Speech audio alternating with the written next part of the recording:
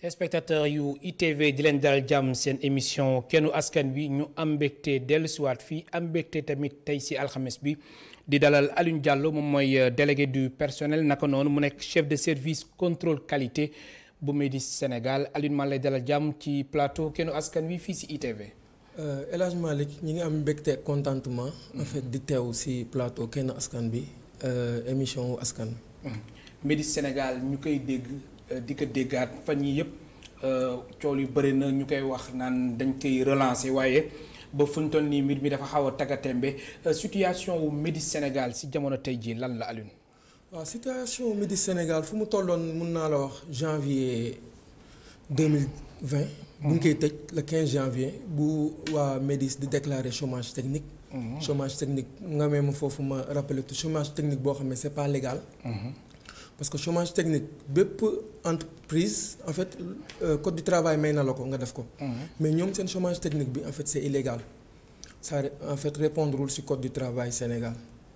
donc bu nga ko en fait ñun en décembre ci lañ gisoon ne que en fait entreprise bi nu mu doon doxee teguwul ci yoon. ci lañ ko dem ci état bi. dem au niveau de l'inspection du travail dem ci autorité yëpp ŋàññ ko. nekk en fait usine bi nu mu doxee normalu te usine bi moom mooy seul usine bu defar garab Sénégal. industrie pharmaceutique bu defar garab Sénégal bu mu la nee seul industrie da nga dégg yeneen. am na yeneen yu juddu temps yi am na yeneen même gis nañ fi aussi Teranga Pharma. waaw Teranga Pharma en fait usine la. bu bees la en fait Teranga Pharma moom moo nekkoon Pfizer. après ay pharmaciens jël ko en fait. ñu nationaliser ko daf ko Teranga Pharma. mais ba tey niveau bu Médis yegg parce que Médis en fait ça a été créé en fait ñi ngi ko Senghor moom moo ko fi tegoon. en 1973. donc pour que population en fait sénégalais yi accès ci garab yi mu yomb leen. alors Médis bañ ko arrêté ba léegi depuis. janvier 15 janvier atum 2020 bi ñu nekk nii. impact bi lan la ci contexte bi ñu nekk nii di contexte. Covid-19. waaw impact bi ñaar la. en fait impact bi am na impact boo xam ne directement si ñi fay liggéeyee la. parce que depuis le 15 janvier boobu noonu en fait 15 dërëm jotuñu ko ci salaire. ba jamono yu may wax ak yéen nii. jotuñu dara ci salaire. donc moom mooy impact benn bu mu lay wax moom mooy ci population yi ñaar bi moom mooy impact bu mu am ci population yi parce que tey boo duggoon benn pharmacie. di laajte garab comme paracétamol.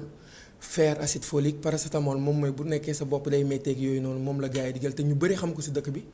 fer acide folique moom mooy jigéen yu wérul yi yu wan lor yi en fait garab bi ñuy jël pour mu jàppale leen. gis nañu tamit phénobarbital moom mooy garab bi nga xam ne que ñii épileptique yi. moom la ñuy jël yooyu yëpp en fait moom mooy deuxième impact moom mooy impact direct ci population parce que yooyu ñun ñoo ko dem defar.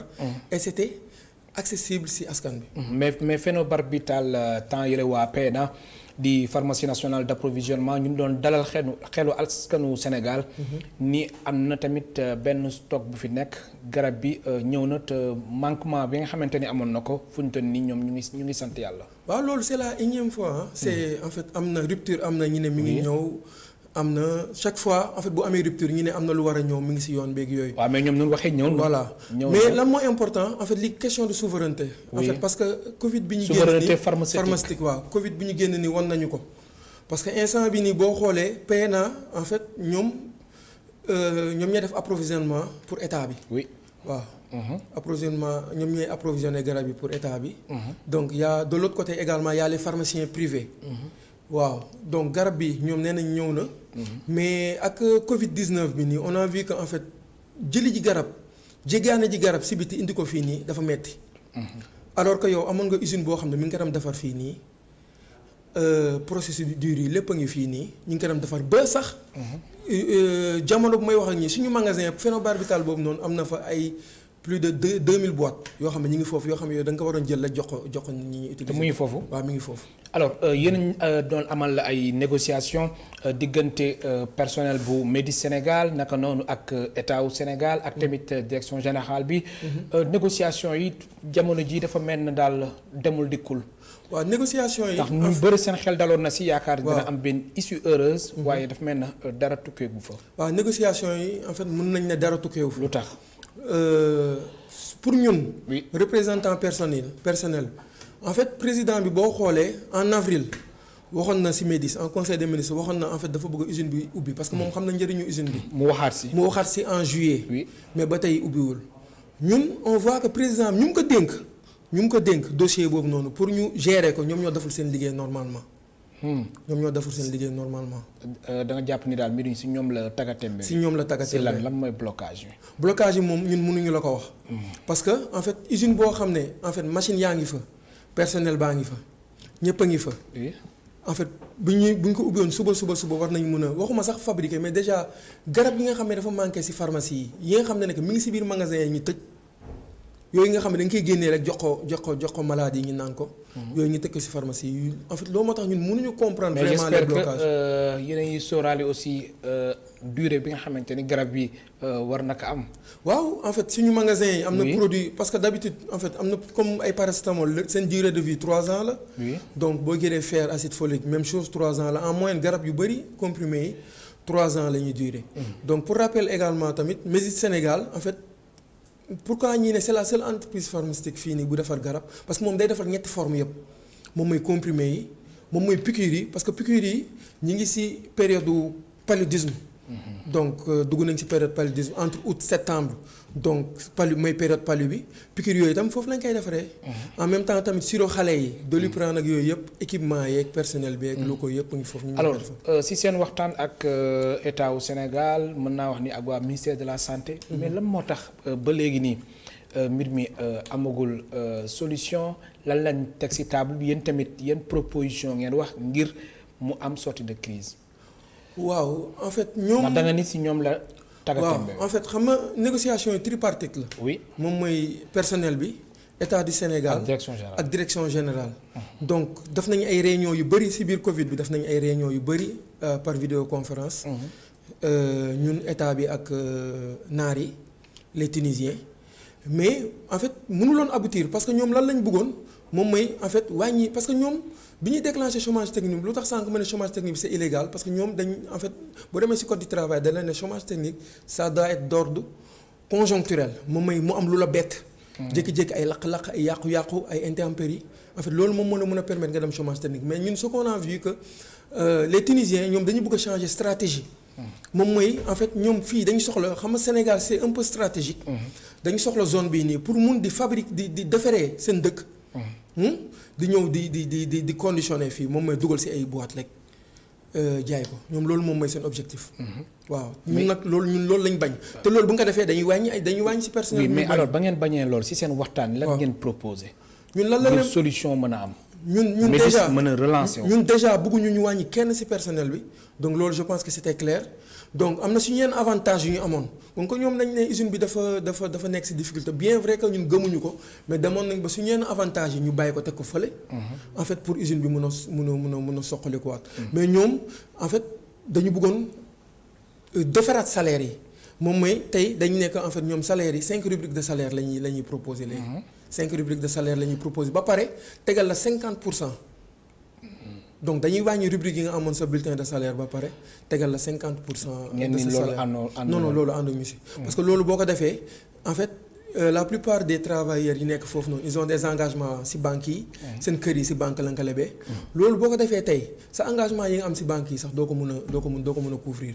donc da ngay liggéey pour banques yi ak borom usine bi. te yéen tamit waa MEDIS yéen délégués yi da ngeen di sàkk aussi ci état wu Sénégal. mu yokk paaram ci capitalu entreprise bi. waaw loolu moom en fait il faut que état bi def ko. parce que MEDIS état bi 0,46% la fa am. 0,46% motul sax 1%. boo jëlee yeneen privé yi yeneen pharmaciens yi moins de 1% la ñu am. donc mun nañu ne plus de 98% en fait paaru entreprise bi tunisiens yi ñoom ñoo ko détenir. te loolu moom comme des entreprises yi stratégiques comme la pharmacie. loolu dañ ko war a bañ ci dëkk yi. alors si sa gis-gis si yan anam la état wu Sénégal war a mën a jaar ngir capitalam mën a yokk ci entreprise bi. waaw en fait comme que ñoom. te loolu aussi est-ce que tunisiens yi pare nañ pour d'accord. waaw foofu moom mooy problème bi. mooy problème bi alors d'abord léegi Sénégal état wu Sénégal si ban yoon la mën a jaar ngir capitalam. non yomb na en fait parce que yow da nga ne man dama am problème xaalis je pense que état bi moom tey mën na ñëw recapitaliser la. parce que en fait ñun fii nii au niveau du Sénégal on dépense presque ay plus de 130 milliards pour jënd ay garab par an. waaw soo xoolee rek. waaw te ñun suñu problème motul 5 milliards. soo xoolee atum 2018 rek lu mat 137 milliards état wu Sénégal génne na ko. waaw lépp jëm ci si wàllu biir Covid bi nii rek dépensé na lu ñu mot presque 40 milliards. depuis mars. depuis mars. donc usine bu taxaw am problème ay 5 milliards. oui donc je pense que yow comme que da nga déclaré ne que da nga am problème loolu moom moo tax nga tëj ba bëgg a wàññi personnel bi. pour état bi ñëw jox la benn 5 milliards 10 milliards jël ay part ci capital bi donc je pense que loolu warul nekk problème. alors tunisiens yi pare nañ ñoom pour ci sa gis-gis wala foofu tamit mbir mi narul yomb. waaw foofu nag ñun mën a yokkal état wu Sénégal. foofu ñun personnel bi nag en fait amuñu ci parce que entre tunisiens yi dafa am négociation moom entre tunisiens yi ak état bi foofu moom mënuñu ci avancer bu baax. mais écho yi ñu am en fait ça va être difficile. que tunisiens yi accepter yenn niveau de part yi. waaw pour état bi am ko. alors président de la République wax ko mois d'avril ngir ñu relancer lépp lu jëm ci wàllum industrie pharmaceutique bu Médis Sénégal naka noonu mu waxaat ko ci weeru juillet ba fu ñu toll nii mbir mi demul lu tax sànq da nga ni blocage ci ñoom mais lan moo tax mbir mi ak président de la République instruction yi mu ci joxe yëpp mënuñ fexe ba relancer Médis Sénégal ndax Covid bi ba léegi mu ngi fi. waaw comme nu mu la wax rek ñi nga dénk. parce que tamit en fait sànq loolu laa fàtte si bu mu lay expliquer partie boobu noonu. oui en fait début bi ñu démarré xeex bi même avant Covid bi donc ñun bu ñu bindee structure état suñu tutelle yëpp. donc on avait écrit présidente au conseil du dialogue social madame Innocence Ntap ñu ngi koy jaale si borom këram bu mu. ñàkk fan yi passé donc ñu nekkoon si yoon bu baax ak Abdoulaye Diouf Sarr ministre de la santé ñoom ñaar ñoo njëkkoon yor dossier bi ñu nekkoon si yoon yu baax ba commencé woon am ay issues de sortie mais à un moment on a vu que en fait madame Innocence Ntap en fait dossier bi dañ ko dénkaat ñeneen mooy waa finance. ak waa industrie. ñoom ñoo koy gérer waaw ñoom ñoo koy donc je pense que tam changement de kii boobu noonu changement boobu am ñu dénk ko ñii quelques mois après ñu joxaat ko ñeneen en fait je pense que loolu tamit bokk na ci yéexaay yi te tamit en fait fi ñu toll nii en fait négociation la parce que c'est des problèmes entre personnel bi ak Médis c'est des négociations te loolu au conseil loolu moom mooy rôle am. waaw. mais alors Médis Sénégal argument yu ñu avancé woon ba tëj entreprise bi loolu yow gëmuloo ko jafe-jafe yu ñu am. non gëmuñu ko. en fait gëmuñu ko. mais ñoom ban intérêt aussi nañ am pour tëj entreprise non comme nu mu la wax ñoom dañu bëgg a changer stratégie. parce que defar full manufacturing moom mooy garab bi nga koy defar du début ba livrer ko client bi. full manufacturing ñi koy def ci Sénégal fii amul ñun lañ ñoo koy def mais dafa cher dafa am coût. léegi ñoom nag loolu la ñu bëggoon parce que commencé woon nañ ko am na produit yu bëri yu ñu dem jëli liggéey Tunisie. ñëw di ko conditionné at fii di ko jaay ci marché bi. donc lu ñoom nag dañ gis ne loolu dafa am xaalis mais loolu ça prend moins de personnes moins de personnel ñoom ci loolu la ñu bëggoon orienté wu moo tax ñu monté seen ay chiffres bëgg a dem chômage technique te chômage technique boobu noonu boo xoolee ñun am nañ benn dossier bu nekkoon pendant au niveau.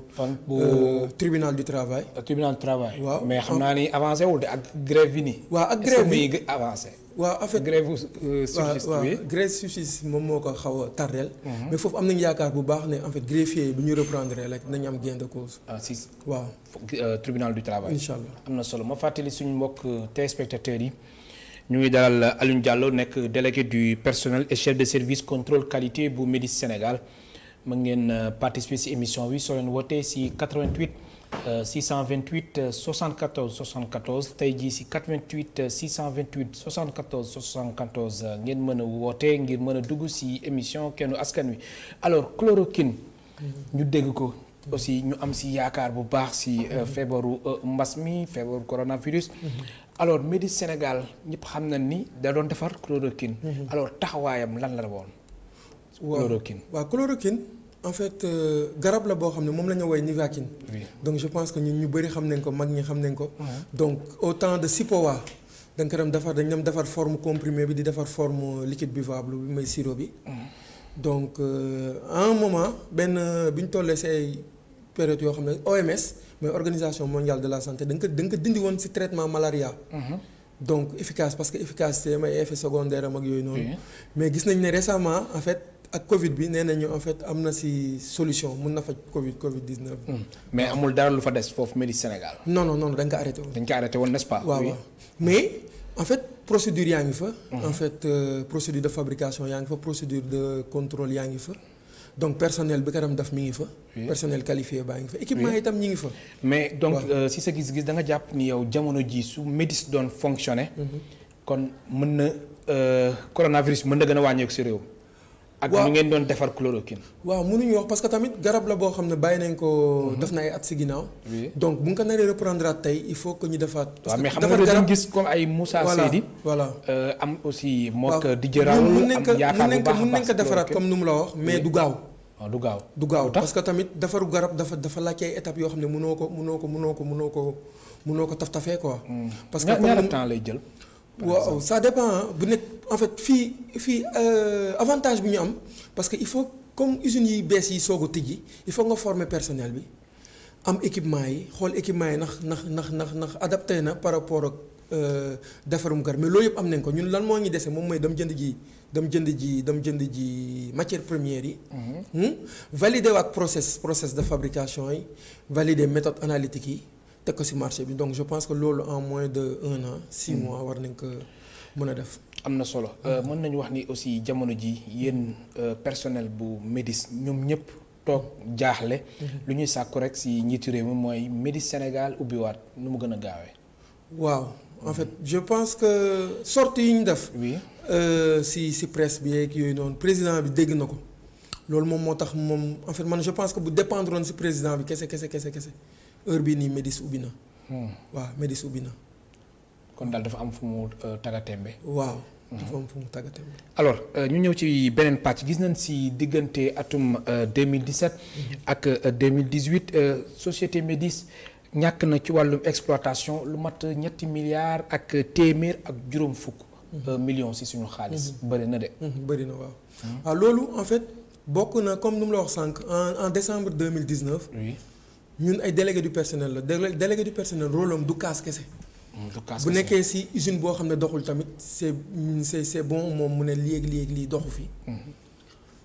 kaas ko bind ko jox ko ñu mu ko war a jox. ñun nag boobu ñu gisee parce que ba mu la mënee fàttali Médis jógee na def na ay mutation yu bëri.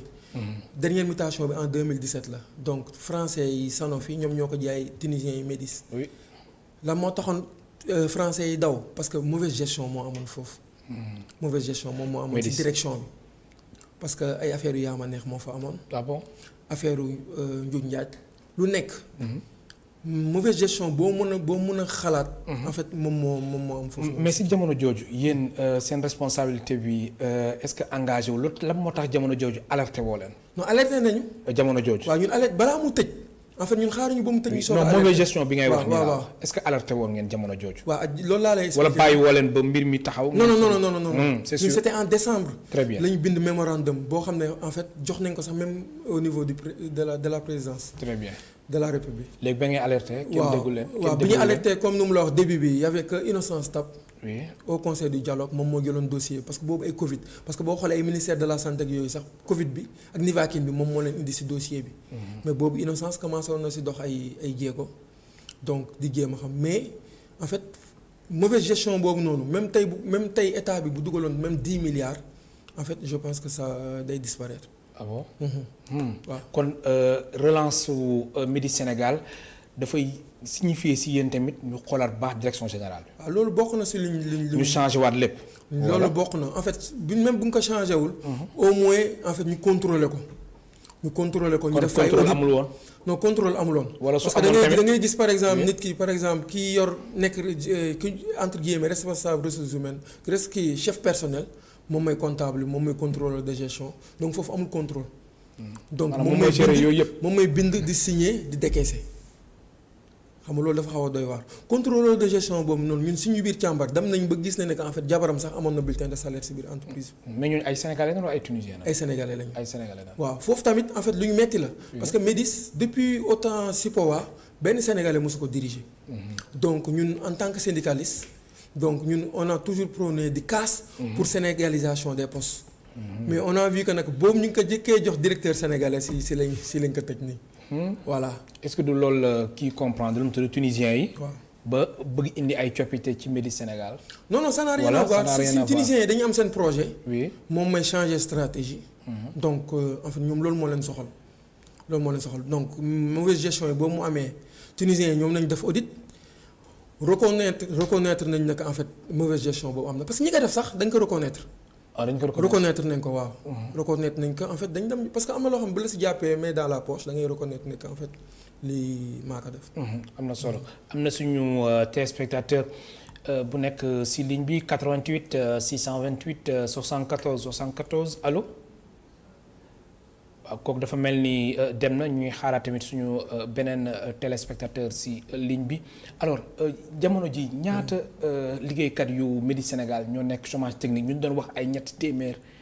waaw quelque 320. xaw ma waaw wala ñetti téeméer rek ak lu topp la. ak lu topp waaw ñoom père de famille. parce que ñetti téeméer rek lu topp donc jàppal na ne c'est multiplié ko par 3. en fait parce que père de famille boo gis lu mu yor si ginnaawam bëri na. am na si ñoo bëri ñoo xam ne instant bi ni seen kër yi génnee nañ leen fa parce que instant bi ñu ngi toll si juróom-ñaari weer sans salaire. léegi ñu dugg si 8e mois de sans salaire. léegi donc ay fête jàll na fi. ay Pâques jàll na fi pour suñu mbokk chrétien tabaski bi tabaski korité lépp si lii la ñu fekk. léegi jamono ji as ñun nan nañuy dundee ñoom. yaa ngi am seen ay nouvelles. waaw ñun chaque jour bu ñu en fait population bi moom mën naa la ne ñoom foofu lañ def kër sax Médis en fait parce que direction am ñoom daw nañu moom ñëwatuñu si usine ba. ñun saa yi bu ñu xëyee depuis le 15 janvier saa yi bu ñu xëyee en fait ñu ngi si biir usine bi. da ngeen fay dem. waaw foofu la ñuy def waaw dañuy dem rek toog parce que ñun jàpp nañu en fait que nekkuñu chômage technique donc ku nekkul si chômage technique saa yi boo xëyee lan moo la war moom mooy dem liggéeyi ji. chaque jour yéen a ngi fay xëy. waaw chaque jour ñu ngi fay xëy. alors Medi Sénégal su bi waatee. yéen ngir ngeen mën a engagé wu baax a baax si liggéey bi. seen juróom-ñaari weer yi nga xamante ni. fayagul leen ko. dañ koy exiger. waaw ñun instant bi nii en fait. wala mën ngeen tàmbali quand même. non ñun instant bi parce que comme nu mu la wax sànq. am na dossier bu nekk. am na dossier bu nekk tribunal du travail. foofu ñun suñu xel dal na fa. comme nu mu la wax sànq il suffisait que greffier yi reprendre rek loolu moom ñun on est sûr que dañu koy fay.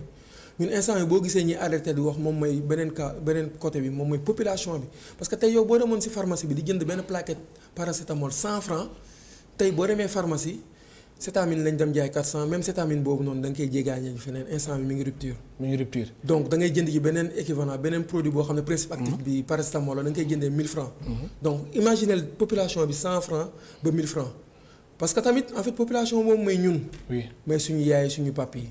oui mais rupture boobu ngay faral wax ngay insister sànq ba léegi waa PNA ñëw nañ fii pharmacie nationale d'approvisionnement ñoom nee nañ fu ñu toll nii rupture bu ñuy wax daal dara amul maanaam lépp ça va garab yi am na fii dara manqué wul même yi manqué woon ñëw nañu.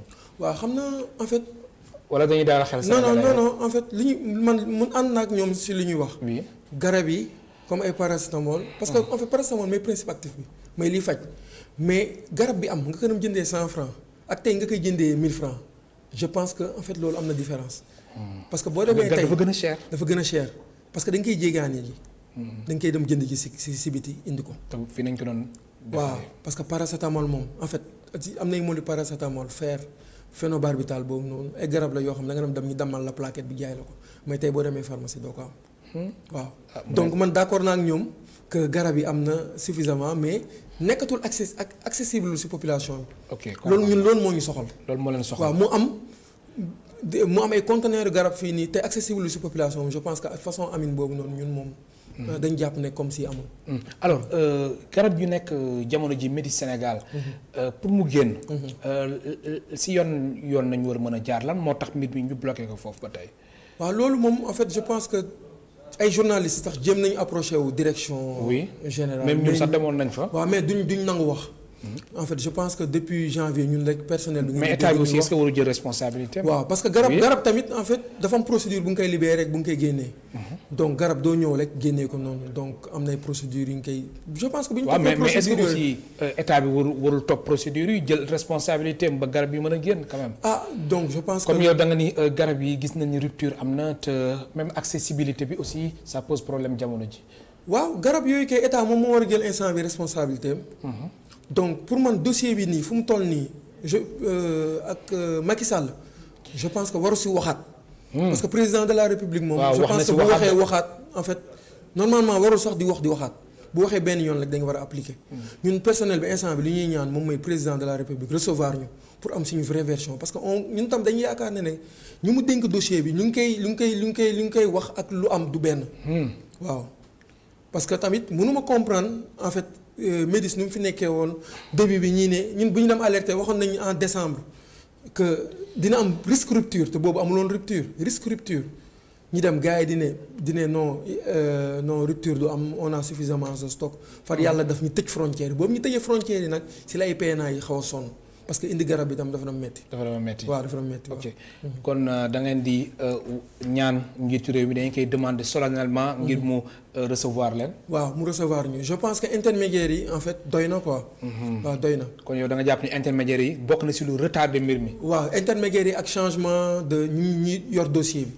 donc jàpp nañ ne que en fait loolu bokk na si lu tardel parce que tamit ñun population mënatul toog di xaar. ñun tamit en fait mënatuñu toog di xaar tey mënoon nañu génn si tali bi di taal ay pneu parce que am na ñoo xam ne yegg nañu foofu parce que jàppal benn doomu aadama jékki-jékki la ñu arrêté la sa salaire amatoo loo yóbbu sa famille amatoo loo dundee donc loolu lu nekk xaj na si lu nekk xaj nañ si. boo jamono ji yéen si yéen anam ngeen nekkee.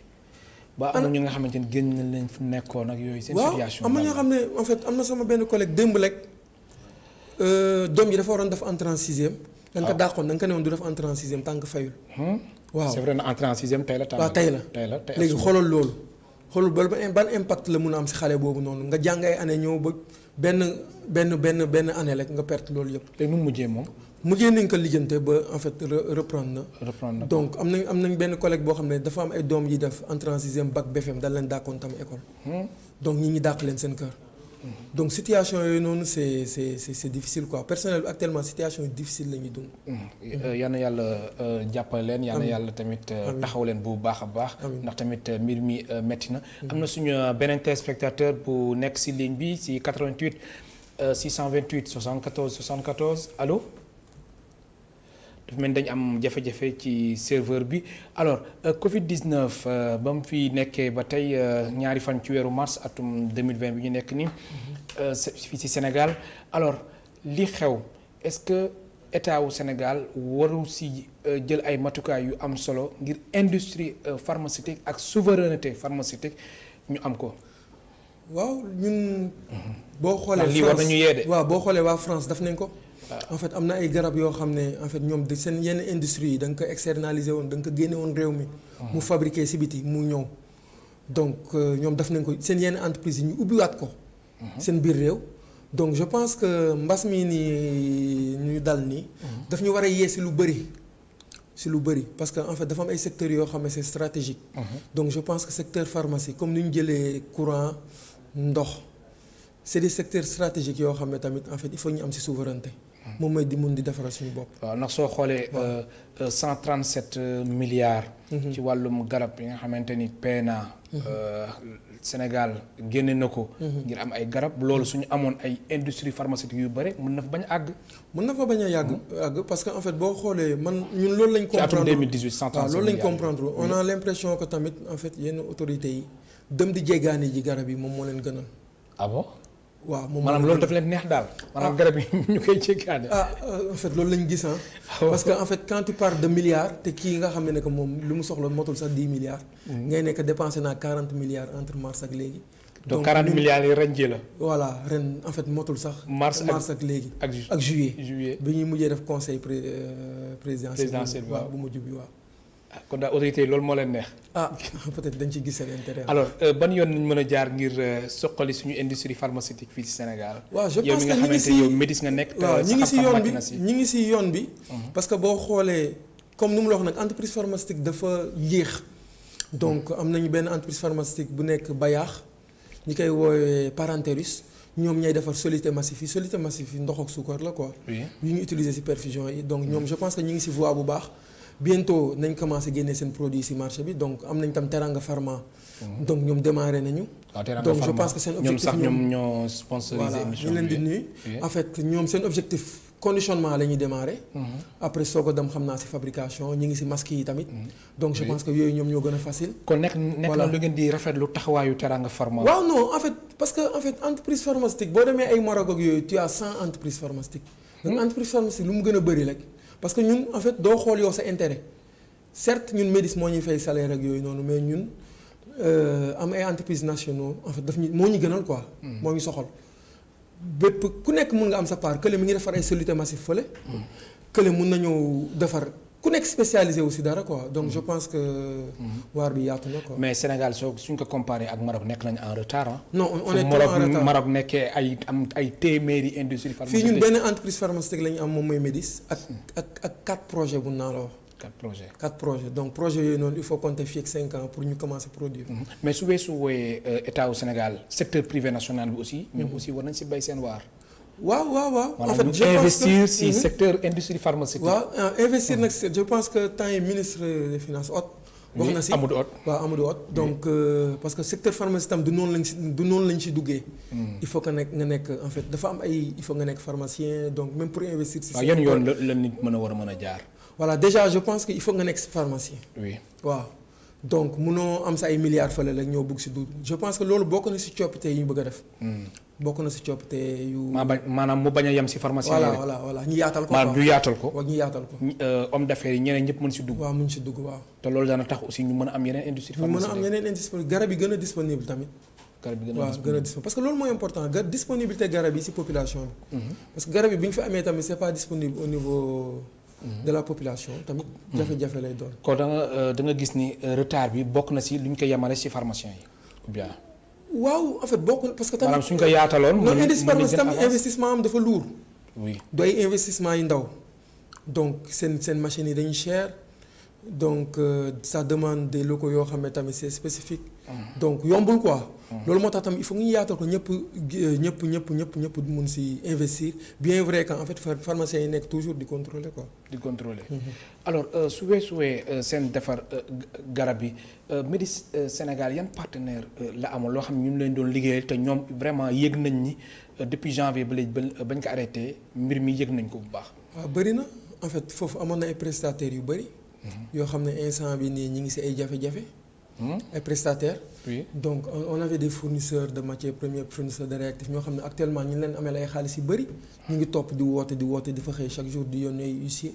donc ñooñu ñëpp en fait si tëjum usine bii nii en fait ñoom tam mën nañ fa jaaree tëj parce que xaalis bëri la leen amee. waaw te MEDIS moo leen war a fay. waaw MEDIS moo leen war a fay waaw. ay prestataires lañ. ay prestataires lañ. alors gis nañ aussi MEDIS Sénégal ba mu fi nekkee ba léegi. mbir mi coow li bëri na yow wax nga ni direction générale gestion bi baaxul woon ngir ñu mën ko relancer ban gestion yéen ngeen yaakaar ni mooy lu gën ba MEDIS mën a taxawaat bu baax. waaw moom mooy gestion bu claire la. gestion bu claire transparent normal leer nañ donc affaire yu yaama neex yi jóge fa parce que tam loolu bokk na si lu gën a tardel usine bi moom mooy teg ay nit si ay postes yoo xam ne mérité wuñu ko. donc def ay recrutement yoo xam ne jaru ko parce que tey ñoom en fait bu ñu waxee ne que dañu am problème dañu am ay difficultés te boo xoolee ba année bii nii 2019 ñu ngi dem recruter récemment en fait ay booru mois d'octobre wala octobre. septembre octobre def nañu réorganisation yokkaat postes yi. surtout des postes de responsabilité gën ko tasaat xam nga loolu ko am problème doo ko def donc def ay recrutement ay hauts cadres.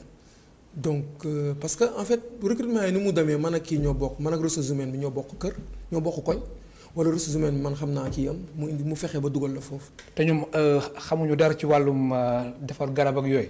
wala ñi fay liggéey maanaam ñu recruter ñenn ñi dafa bëri ay pàcc. am na ay finance am na ay logistique ak yooyu noonu. non parfois en fait mun nañ ci xam dara sax ñoom ci partie bi ñu nekk mais yenn niveau de responsabilité yi leen di teg yegguñu fa. ok te yelloowuñu ko. waaw yelloowuñu ko waaw. waaw te am na ñoo xam ne en fait MEDIS ngay dem gis fa koo xam ne def na fa 35 ans de service ñu xëy rek benn jour ne la en fait toogal sa kër te chômage technique bi bu ñu koy déclenché ñun ci guddi bi lañ jot ay SMS ñu ñuy wax suba bu leen ñëw toog leen seen kër. noonu lañ ko defee yow di nga liggéey 35 ans après ñu ñëw ne la mais envoyé le message texto ne la toogal sa kër bul ñëw suba. alors si seen gisee ak ministre de la santé Abdoulaye Diouf Sarr est-ce que jafe-jafe yii yëpp énuméré ngeen ko. waaw Abdoulaye Diouf Sarr moom lu ko gënoon intéressé. moom mooy partie fabrication bi partie santé bi quoi mais pas côté finance bi ak ministère des finances. lañ si discuter mais ñoom tamit bëgguñu woon trop avancer si gestion bi. lu tax. loolu tamit en fait xamuñu lu tax parce que saa yi en fait ñu nekk ministère de l'industrie même gars yi parce que tam en fait foofu noonu état bi ci conseil d'administration bi ministère de l'industrie benn en fait directeur bu nekk ministère de l'industrie moom moo leen dem représenter. mais kooku saay boo tuddee affaire direction rek en fait daf lay arrêter. mais affaire bi du foofu donc on a perdu de l'argent ak yooyu noonu. donc kenn du fa tudd mbirum xaalis. waaw en fait direction bi moom c'est des intouchables donc dañu am ñu leen jàppale quoi. dafa am ñu nekk seen ginnaaw. waaw ñu nekk seen ginnaaw ñu nekk ci état bi di leen jàppale. ah bon waaw. te loo amoon foo leen ko jooyee. ñun loolu moo tax ma ne la actuellement problème bi pour mu régler wu président rek moom moo mun ñoo teg parti. mais président wax na ba pare moom wax na mois d'avril conseil des ministres waxaat aussi juillet. waaw ñu te ba relancé tey dara sottiwul. doy na waar. am na suñu beneen téléspectateur bu nekk ci ligne bi 88 628 74 74 allo allo. kooku dem na xam naa ni tey jii dañ am ay jafe-jafe ci wàllum serveur bi alors Alioune Diallo Médis Sénégal yan yoon la mën a jaar ba ubbiwaat beneen bi nga xamante ni fa tolloog Médis. waaw je pense que ñu ngi ci yoon bi même suñ koy relancer. ñu ngi ci yoon bi comme ni mu la wax léegi. ndax je pense donc am na Teranga Pharma mi ngi fi. donc kii mi ngi fi tam Parenterus. c'est juste rek en fait ñu bañ man entreprise yooyu lu ma leen di wax ñu bañ yàqamte. parce que pharmacie moom du da ngay dugal tey xaalis rek am suba bu nekkee loolu moo leen tax a jóg moom je pense que mën nañ tëj. pharmacie il faut nga patient waaw en fait respecter procédures yi fi nga bëgg a dem di nga fa dem incha allah te je pense que ak Covid bii nii yee na leen ñi ngi ci yoon bi mais lan lay ragal dañuy yàqamte am xaalis quoi loolu moom bu nga ko defee moom duñ mës a yegg. kon xaalis bi daal foog nga patienter tuuti. ngir nga mën a am. koppar bi nga xamante ne moom ngay teg ci. waaw parce que dafa am ay procédures ci industrie pharmaceutique yoo xam ne mënoo ko écourter. waaw li sànq procédure da nga ko junj woon la. yoon yi lan la. waaw comme ni mu la wax en fait par exemple garab yi déjà matière première yi ngay jëlee ji nu mu tudd li ngay jëlee ji extérieur. comme ñun Médis Inde lañ dem jëlee suñu matières yi si ñenn matière ak ay Chine. indirect ak Chine ak Chine. oui donc parce que foofu moo gën a yomb donc matières yooyu bu ñëwee il faut nga contrôler ko. en fait matières yooyu boo ko contrôler ba pare il faut que nga boo ko dugalee ci kii bi ci fabrication bi comprimé yi mu joxe il faut nga contrôler leen comprimé yooyu nga yóbbu leen en stabilité pour xool ndax garab bi balaa nga koy jox nit ki da nga koy dugal xool ndax garab bi par exemple bu nga ko dugalee stabilité 6 mois après ndax mi ngi dosage bi mi ngi fa ba tey. par exemple paracétamol bi ñu nee 500 milligrammes lay doser est-ce que tey bu nga ko fabriqué mi ngi woon 500 milligrammes est-ce que dans 6 mois mi ngi 500 milligrammes ba tey. te même garab boobu boo ko tegee ci marché bi tamit dafa am lu ñuy wax stabilité post marketing loolu dañ koy continuer ça veut dire que garab bi tey mi ngi ci marché bi mais dañuy continuer di xool ndax produit bi c'est toujours stable. il peut y arriver par exemple tam benn garab nga dugal ko ci marché bi ba pare retirer ko loolu lay am. da ngay gis ñu retirer ay produits ci marché bi parce que produits yooyu noonu ay en fait dañ dem ba ci biir xool ne nag lu mu dem jëriñatu ko. peut-être day gaañe walla lu mu dem fajatu ko. alors ci wàllum jumtukaay comme yow jamono ji da ngeen nekk chômage technique te tous les jours yeneen fee xëy instant yi situation wu Médis ci wàllum matériel lépp matériel na ngir mbir mi suñ ko bëggoon relancer lan lañ war a yokk yi nga xamante ni. waaw matériel yi moom équipement yaa ngi fa comme ni mu la wax mais industrie pharmaceutique. est-ce que lépp nekk na en état. non état bi moom il faut ñu defaat yëpp entretien maintenance yi qualifié waat la. qualification moom mooy da ngay xool ndax équipement bi nii lu nga koy sant mu ngi koy def.